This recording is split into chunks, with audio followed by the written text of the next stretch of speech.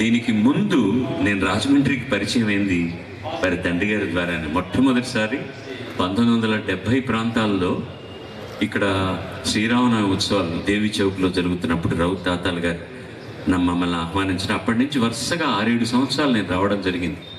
ఇంకా గొప్ప విశేషం ఏంటంటే 2 విశేషాలు ఉన్నాయి. అప్పుడు ఇళయరాజా మా వాద్య బృందంలో హార్మోనియం వాయించేవారు. వాటితో ఇప్పుడు మాట్లాడుతున్నా ఇలా రాజమండ్రికి వెళ్తావు ఎప్పుడన్నా అని అడుగుతుంటాడు అనమాట. నేను వెళ్తూనే ఉంటాను రా, నువ్వు మాత్రం ఎక్కడికి రావట్లేదు కదా అని. మన పాత ఫ్రెండ్స్ అందరూ బాగున్నారా? ఆ రోజులు చాలా బ్యూటిఫుల్గా ఉండేవి. ఆ పందిళ్లలో మధ్యలో పవర్ ఫెయిల్ అవ్వడం, మైక్ ఫెయిల్ అవ్వడం, అయినా ఈ ఎలక్ట్రానిక్స్ అన్నీ లేకుండా నేను హార్మోనియం 2 తబలా, ఒక క్లారినెట్, వీటితో కచేరీ చేయడం అనేటటువంటిది గొప్ప అనుభూతి అని. అలాగా అదే సందర్భంలోనే నాకు ఇష్టం లేని పని కూడా ఈ ఊర్లో ఒకటి జరిగింది. నా అభిమాన సంఘం మొట్టమొదటిసారి ఇక్కడే ప్రారంభించారు. ఆ ప్రారంభించిన వాళ్ళు ఎవరంటే, ఓ 2 చిన్న పిల్లలు, ఓ 2 జేళ్ల పిల్లక జడలు వేసుకుని ఓ అమ్మాయి వాళ్ళ అన్నయ్య వాళ్ళిద్దరు స్టేషన్కి వచ్చి నన్ను పూలదండలు వేసి ఇక్కడ మీ అభిమాన సంఘం పెట్టామండి అన్నారు. నాకు అభిమాన సంఘం ఏంటి, ఇప్పుడు నేను 5-6 ఏళ్ళు కూడా కాలేదు సినిమా పరిశ్రమకు వచ్చి అంటే, లేదు సార్ మాకు మీ పాటలు అంటే ఇష్టం. ఆ అమ్మాయి పేరు లలితారాణి, ఆ అబ్బాయి పేరు రాజబాబు. ఇప్పుడు ఆవిడ చాలా గొప్ప నటీమణి, జయప్రద, తర్వాత రాజకీయాల్లో కూడా వచ్చింది. అలా రాజమండ్రితో పరిచయం. ఇక్కడి నుంచి ఎంత అద్భుతమైనటువంటి కళాకారులు, రాజకీయ నాయకులు, ఒక సంచలనాన్ని కలిగించినటువంటి సామాజిక దృక్పథంతో ఎంతో త్యాగం చేసినటువంటి మహనీయులు వచ్చినటువంటి ఊరు. ఈ ఊరు గురించి కూడా పాడే ఒక మహద్భాగ్యం నాకు దొరికింది. ఆరుద్ర గారు రాసి, సత్యం గారు ఇంతకు మునుపు వారు ఎవరో మాట్లాడుతూ కూడా ఆ పాట పల్లవిని ఉటంకించారు. చాలా సంతోషం. మా నాన్నగారు హరికథలు చెప్పేవారు.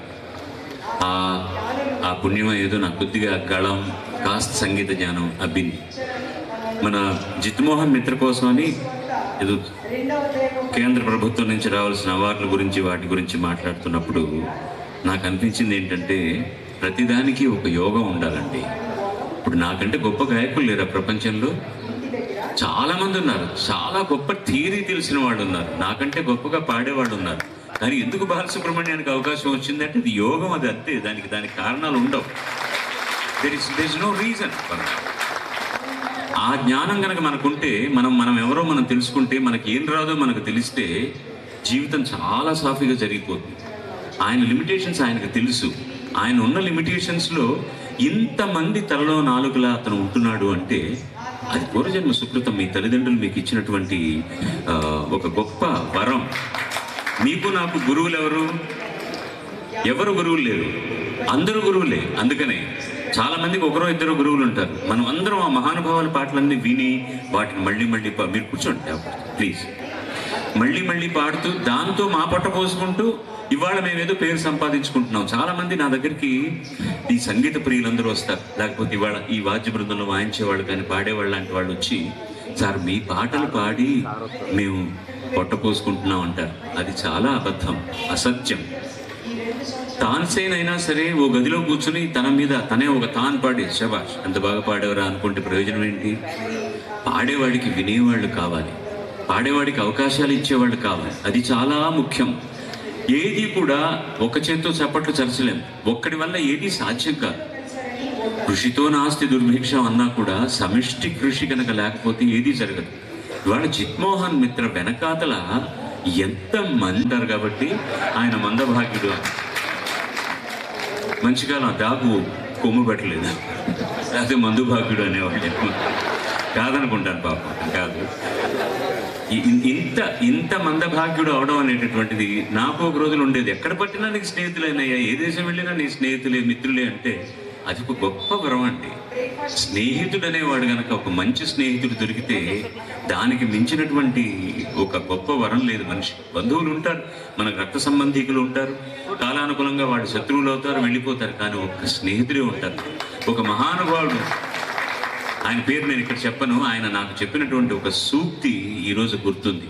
బాలసుబ్రహ్మణ్యం గారు, మీరు ఎవరితోనన్నా స్నేహం చేయదలుచుకుంటే 1-2 సార్లు ఆలోచించండి. మీరు ఒకవేళ ఆలోచించారు, స్నేహం చేశారనుకోండి, అతనిలో తప్పులు వెతక్కండి. ఒకవేళ అతను తప్పులు ఉన్నాయనుకోండి, ఆ తప్పులు సరిదిద్దడానికి ప్రయత్నించండి. సరిదిద్దలేకపోయారనుకోండి, భరించండి.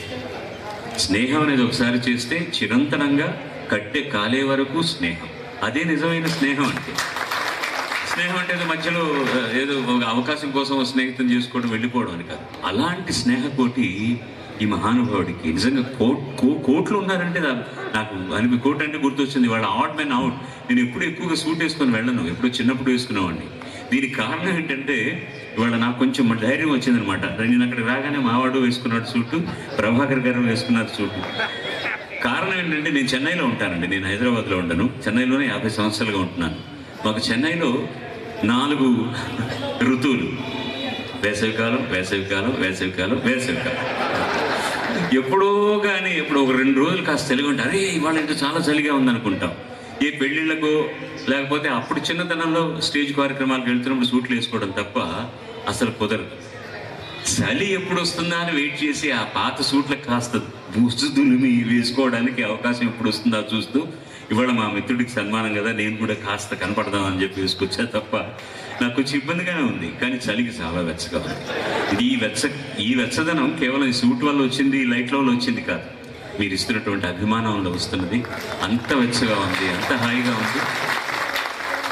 నేను కూడా ఒక వాద్య బృందంలో భాగస్వామిని కావడానికి ఎంత తాపత్రయపడేవాడో నాకు తెలుసు. మొట్టమొదటిసారి నెల్లూరులో నాకు 15 ఏళ్ళు ఉన్నప్పుడు మేము ప్రారంభిస్తే మా నాన్నగారికి హరికథలకు వాయించే ఒక వయలినిస్ట్ రాజారావు గారని, శ్రీనివాసులను ఒక హార్మోనిస్టు, రవణయ్య అని ఒక తబలా, ఒక క్లారినెట్ వాయించేవాళ్ళు. వాళ్లకు భక్తి సంగీతం తప్ప మరొకటి రాదు, నాకు సినిమా సంగీతం తప్ప మరొకటి రాదు. నాకు అప్పుడు స్వరజ్ఞానం లేదు, ఇప్పుడు లేదు.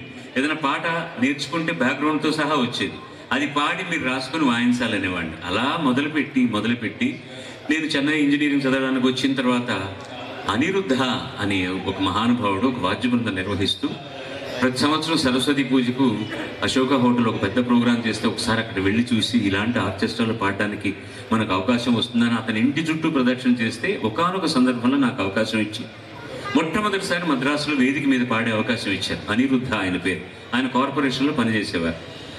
ఆయన వాద్య బృందంతో నేను లేపచ్చ గాయకుడు అయిన తర్వాత కచేరీలు చేస్తూ ఉంటే భారతిరాజా అనేటటువంటి నా మిత్రుడు, వాడు సినిమాకి రాకముందు ఈ 3 సహోదరులు నా దగ్గరికి పంపించారు. ఇళయరాజా, వాళ్ళ తమ్ముడు గంగయ్య అమరన్, వాళ్ళ అన్న అయినటువంటి భాస్కర్.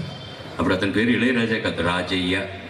వాడి తమ్ముడి పేరు అమర్ సింగ్, వాళ్ళ అన్నయ్య పేరు భాస్కర్.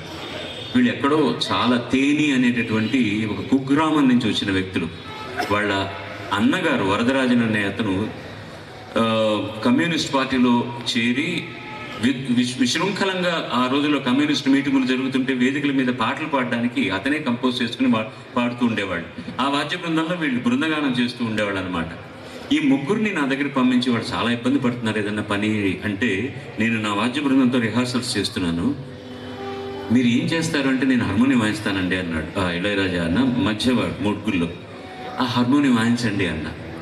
అతను 2 చేతులతో బెల్లో వేసి డాక్టర్ శివాగాలో లారాస్ థీమ్ని 2 చేతులతో వాయించాడు.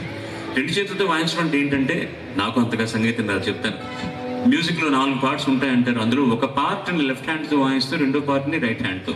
అరే ఇతను ఇంత మేధావి, ఇతనికి వెస్టర్న్ మ్యూజిక్లో చాలా ఉందని మీరు ఎవరి దగ్గర నేర్చుకున్నారంటే, నాకు సంగీతం రాదండి అన్నాడు. మరి ఎలా అంటే, విని వాయిస్తాను సార్ అన్నాడు. అతన్ని ఎలాగైనా నా దగ్గర హార్మోనిస్ట్గా పెట్టుకోవాలని కోరిక. కానీ నాకు మొట్టమొదటిసారి అవకాశం ఇచ్చినటువంటి అనిరుద్ధ గారు ఆల్రెడీ నా దగ్గర హార్మోనిస్ట్గా ఉన్నారు.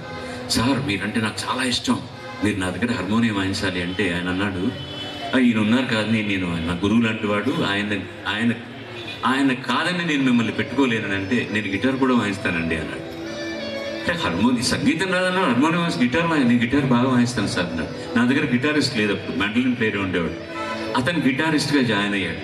తర్వాత మా గురువు గారు అయినటువంటి అనిరుద్ధ ఆయన కార్పొరేషన్ పనుల్లో తీరిక లేక ఎక్కువ కచేరీలకు రాలేక ఆ అబ్బాయిని నువ్వు పెట్టుకోరాదంటే, అప్పుడు అతను ప్రమోట్ అయ్యి హార్మోనిస్ట్ అయ్యాడు. వాళ్ళ తమ్ముడు అతను గిటార్ వాయించేవాడు, అమర్ సింగ్. ఇలాగే నా దగ్గర అప్పుడు నారాయణ అని ఒక ట్రిపుల్ కాంగ్ వాయించే అతను పని ఒత్తిడి వల్ల రాలేకపోతే వాళ్ళ పెద్దన్నయ్య భాస్కర్ కాంగోస్ వాయించేవాడు.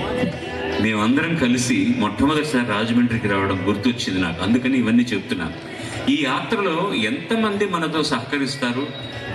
నేనేమో విద్యాపరంగా ఆ రోజు ఎక్కడున్నానో అక్కడే ఉన్నాను, అనుభవం నాకుంది, నాది శుద్ధ పాండిత్యం. కానీ ఆ ఇళయరాజా అనే వ్యక్తి తర్వాత కర్ణాటక సంగీతాన్ని, మన వెస్టర్న్ పాశ్చాత్య సంగీతాన్ని పుక్కిట పట్టి నా దృష్టిలో ప్రపంచంలో ఇవాళ అంత మంచి కంపోజర్ని నేను చూడలేదంటే అతిశయం. అంత ఎత్తుకు ఎదిగాడు అతను, అంత ఆనందం వేస్తుంది. అంటే ఒక చిన్న ఆర్కెస్ట్రాతో ప్రారంభించి ఒక్కొక్కళ్ళు వెళ్ళడానికి ఎన్ని సోపానాలు దొరుకుతాయో, వాళ్ళ యోగాన్ని బట్టి ఎక్కడికి వెళ్తారో అని చెప్పడం కోసం చెప్తూ, ఈ మిత్రుడు కూడా 60 సంవత్సరాల నుంచి విసుగు విరామం లేకుండా ముందు ఎవరికో, ఇప్పుడు నన్ను అంటారు మీకు 68 ఏళ్ళు వచ్చాయి కదండి ఇంకా ఎలా పాడుతున్నారు యంగ్ కానీ, 74 ఏళ్ళు వచ్చిన ఆయన పాడుతున్నప్పుడు నేను పాడటం ఇంకొక విశేషం. So you have to enjoy what you are doing, you have to respect what you are doing.